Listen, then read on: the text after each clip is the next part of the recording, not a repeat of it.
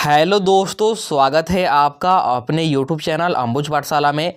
तो इस वीडियो में हम लोग जैक बोर्ड क्लास 12 का सब्जेक्ट केमिस्ट्री का most important viral question paper देखने वाले हैं।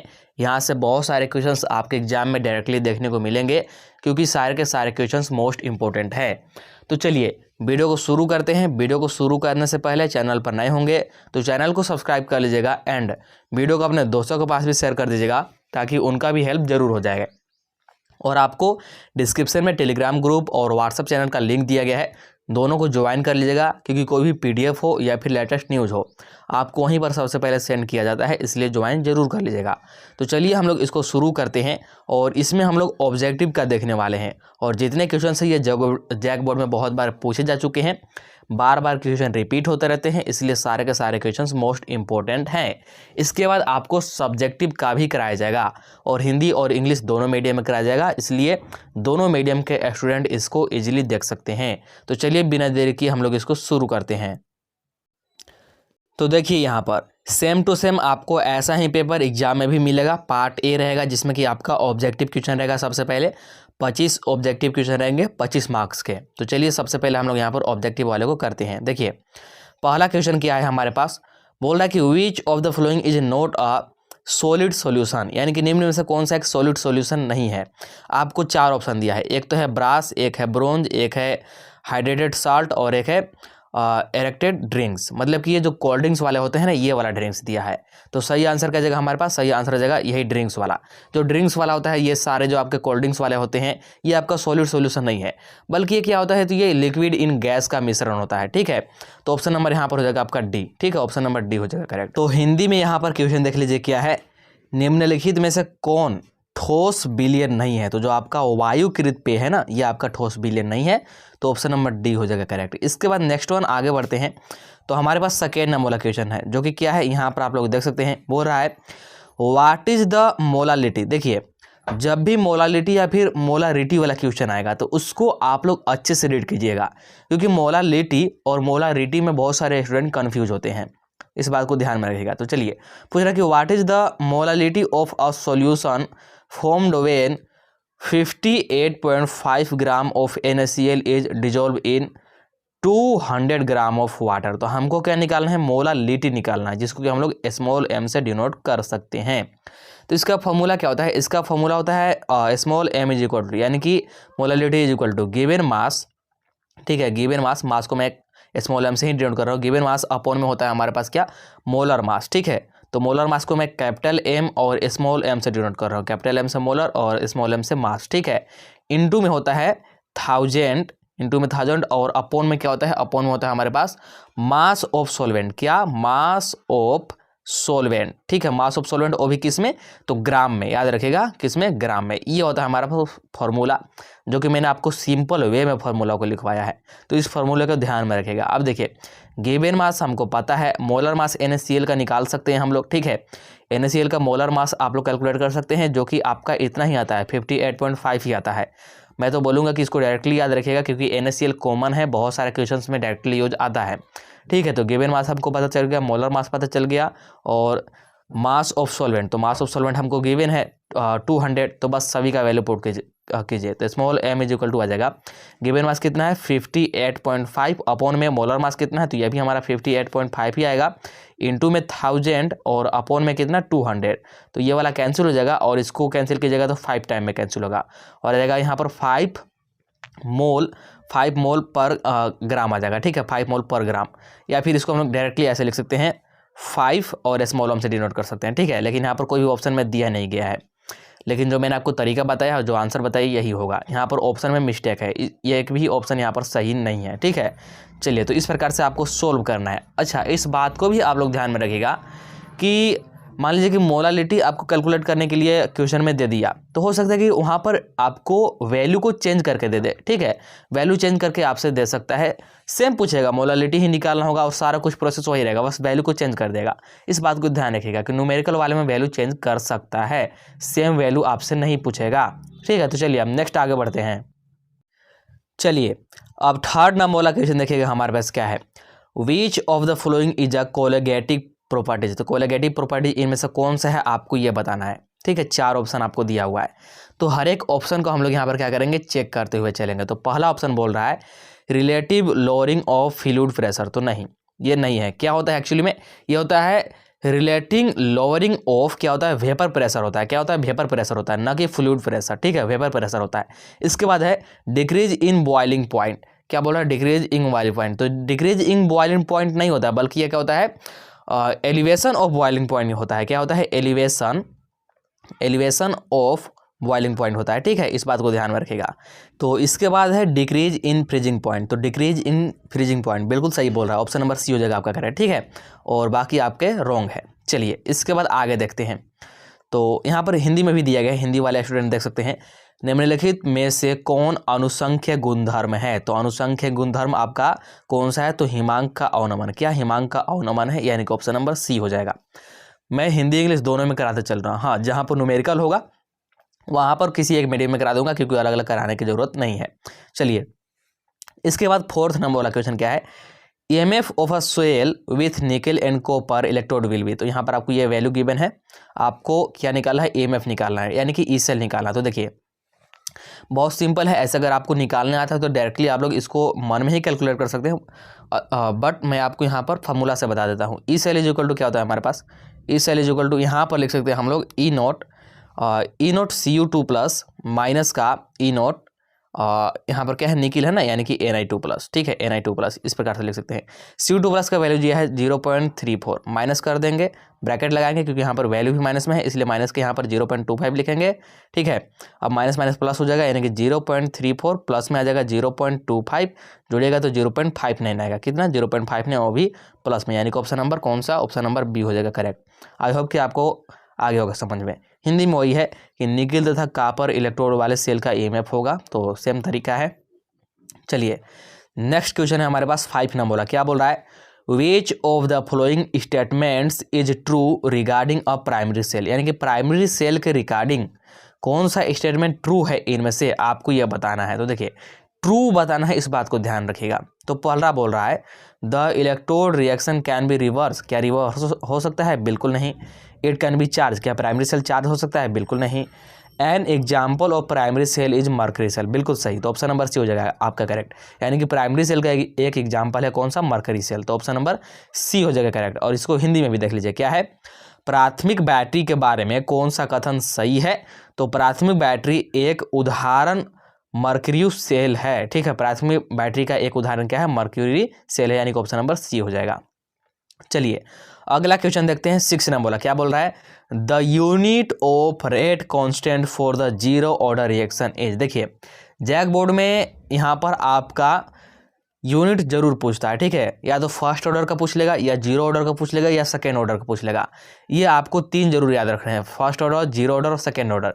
इन तीनों ऑर्डर के आपको यूनिट जरूर याद रखने हैं, क्योंकि हर साल किसी ना किसी का यूनिट पूछ ही देता है। हमसे यहाँ पर क्या पूछा है, the unit of rate constant for the zero order. Zero order के लिए रेट कांस्टेंट का यूनिट बताना है।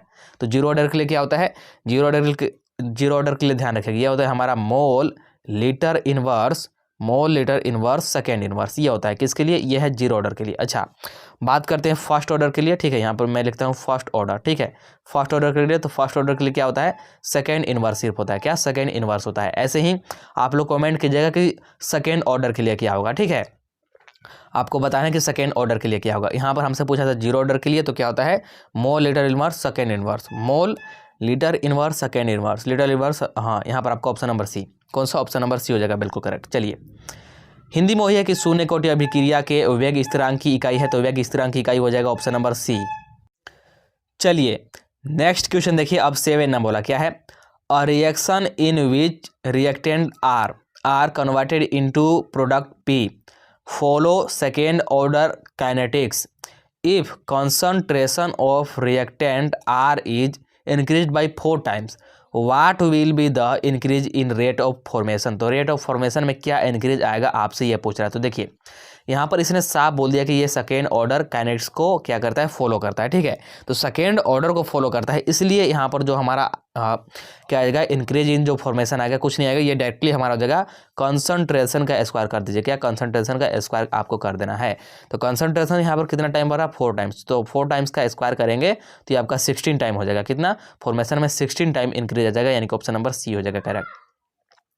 हिंदी में भी देख लीजिए क्या है, एक द्वितीय कोटि अभिक्रिया में अभिकर्मक R उत्पाद B में परिवर्तित होता है। ठीक है, मतलब कि R से क्या बन रहा है, उत्पाद बन रहा है। अगर अभिकर्मक R की सांद्रता 4 गुना बढ़ा दी जाती है तो उत्पाद P के बढ़ने की दर में वृद्धि होगी, तो 16 गुना होगी। वही मतलब तरीका है सोल्व करने का। चलिए, इसके बाद यह फिगर से आपको याद रखना है डायरेक्टली इसको, क्या है, what is the order of reaction of the graph concentration versus time so below. तो आपको यहाँ पर दिया होगा। ठीक है, इधर कंसंट्रेशन है, ये जो है, या इधर कंसंट्रेशन को दर्शाया गया है, इधर टाइम को दर्शाया गया है, और ये स्लोप है माइनस में। ठीक है, क्योंकि नीचे जा रहा है। तो ये कौन से ऑर्डर का रिएक्शन है, तो याद रखिएगा ये जीरो ऑर्डर रिएक्शन है। क्या, जीरो ऑर्डर रिएक्शन है, इस बात को ध्यान में रखिएगा। इस फिगर को एक बार अच्छे से देख लीजिए और इसको ध्यान में रखिएगा, इसको भूलिएगा नहीं। चलिए आगे बढ़ते हैं अब, और आगे अब देखते हैं, यहाँ पर हिंदी में दिया गया है, नीचे दर्शाए गए सांद्रता तथा समय के बीच ग्राफ में अभिक्रिया की कोटि क्या होगी, तो 0 होगी, यानी कि शून्य। अब 9 नंबर वाला क्वेश्चन देखिए क्या है हमारे पास, value of T half for first order reaction is given as, यानी कि टी हाफ का वैल्यू फर्स्ट ऑर्डर रिएक्शन के लिए आपसे पूछ रहा है। तो टी हाफ का वैल्यू क्या होता है, डायरेक्टली याद रखिएगा, ये न्यूमेरिकल में भी काम होता है, साथ में आपका ऑब्जेक्टिव में डायरेक्टली पूछ भी देता है, या फिर सब्जेक्टिव में भी ये पूछ सकता है, इस बात को ध्यान रखिएगा। तो T half is equal to होता है 0.693 अपॉन में के। ऑप्शन नंबर कौन सा, बी हो जाएगा सही। ठीक है, हिंदी में भी इसको एक बार पढ़ लेते हैं, क्या है देखिएगा यहाँ पर क्या है, प्रथम कोटि अभिक्रिया के लिए टी हाफ का मान होगा, तो वही होगा जो ऑप्शन मैंने आपको बताया, ऑप्शन नंबर बी। इसके बाद देखिए 10th नंबर वाला क्वेश्चन क्या बोल रहा है, the element with anomalous electronic configurations in the 3D series are of, यानी कि 3D श्रेणी में विषम इलेक्ट्रॉनिक विन्यास वाले तत्व है, विषम इलेक्ट्रॉनिक, ठीक ना, यानी कि एनोमोलस इलेक्ट्रॉनिक कॉन्फ़िगरेशंस वाले, वो भी किस में, तो 3D सीरीज में, यानी कि 3D श्रेणी में। तो ये आपका कौन कौन सा होता है, आप लोग इसको करके भी देख सकते हैं। ठीक है, ये आपका था क्रोमियम एंड कॉपर, कौन सा, chromium and copper, option number D हो जाएगा करेक्ट। ठीक है, इसके बाद देखिए यहाँ पर 11th नंबर वाला क्या बोल रहा है कि lanthanide concentration is due to increase in, देखिए यहाँ पर तो इसने साफ बोल दिया कि किसमें इंक्रीज होने के कारण लेंथेनाइड कॉन्सेंट्रेशन होता है, इसने डायरेक्ट बोल दिया। अगर यहाँ पर इंक्रीज नहीं बोलता, सिर्फ बोलता कि लेंथेनाइड कॉन्सेंट्रेशन किसके कारण होता है, तो यहाँ पर दो होते हैं, या तो एटॉमिक नंबर बढ़ने के कारण होगा, या फिर जो रेडियस है ना, रेडियस के घटने के कारण होगा। लेकिन यहाँ पर क्वेश्चन में ही बोल दिया है इंक्रीज के कारण आपको बताना है, किसके इंक्रीज के कारण होगा। तो सिंपल सी बात है, सिर्फ और सिर्फ एटॉमिक नंबर ही इसका आंसर हो सकता है। तो ऑप्शन नंबर यहाँ पर आ जाएगा फर्स्ट करेक्ट। और मान लीजिए इसी क्वेश्चन को अगर ऐसे करके पूछ दे कि लेंथेनाइड कॉन्सेंट्रेशन किसके कारण होता है, सिर्फ ड्यू टू पूछे, तो फिर अगर दोनों ऑप्शन में से कोई भी दिया रहेगा तो आप लोग दोनों में से कोई भी टिक कर सकते हैं। लेकिन यहाँ पर इंक्रीज बोल दिया, इसलिए सिर्फ हम लोग ऑप्शन नंबर ए को ही क्या करेंगे, टिक करेंगे। चलिए हिंदी में भी इसको देख लीजिए क्या है, रिक्त स्थान की वृद्धि के कारण लेंथेनाइड अंकुचन होता है, तो परमाणु संख्या की वृद्धि के कारण। ठीक है, इसके बाद 12 नंबर वाला क्वेश्चन देखिए क्या बोल रहा है, which of the following complex is homoleptic, तो होमोलैप्टिक कॉम्प्लेक्स इनमें से कौन सा, ठीक है, चार ऑप्शन को एक बार देख लीजिए।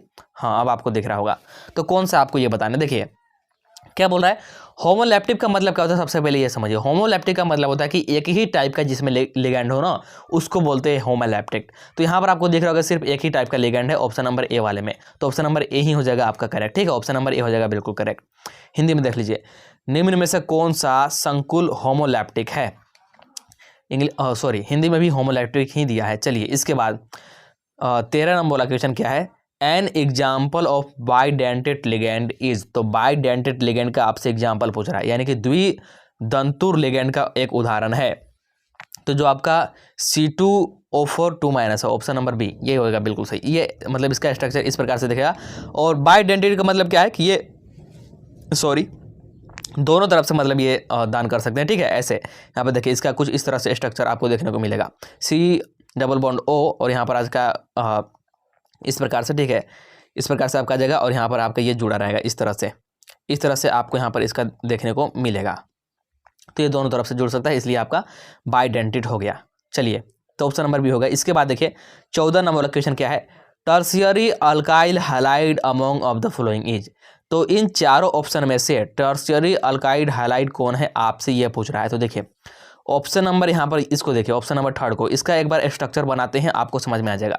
तो क्या बोल रहा है, 3 क्लोरो 3 मिथाइल पेंटेन। तो 3 क्लोरो 3 मिथाइल पेंटेन बनाना है, यानी कि 3 पर ही क्लोरो हो चाहिए और 3 पर ही मिथाइल भी होना चाहिए और पेंटेन भी होना चाहिए। तो देखिए इसको ऐसे बनाते हैं, यहाँ पर आ जाएगा CH3, इसके बाद यहाँ पर कर लीजिए CH2, यहाँ पर आपका आ जाएगा CH, ठीक है, CH आ गया। तो यहाँ पर एक मिथाइल को जोड़ देते हैं और यहीं पर एक क्लोरो को जोड़ देते हैं, ठीक, और इधर फिर कर देंगे CH2 CH3, ठीक है, हो गया। तो हो गया 3 क्लोरो 3 मिथाइल पेंटेन हो गया।